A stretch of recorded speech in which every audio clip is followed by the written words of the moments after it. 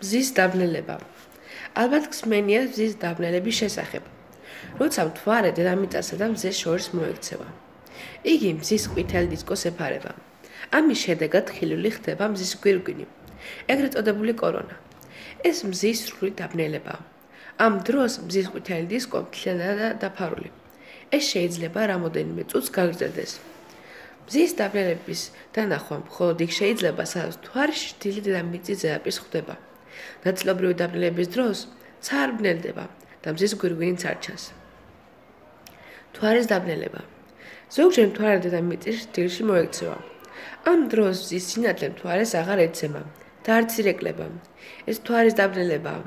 თუმცა მთვარის სრულად უხილავი მაინც არ ხდება. ის როგორც წესი, მკრთალ ნარინჯისფერ ყავისფრად ანათებს. მთვარის დაბნელება დედამიწის ყველა წერტილით მოჩანს, სადაც მთვარე ამოსულია და ზოგჯერ 2.5 საათს გრძელდება.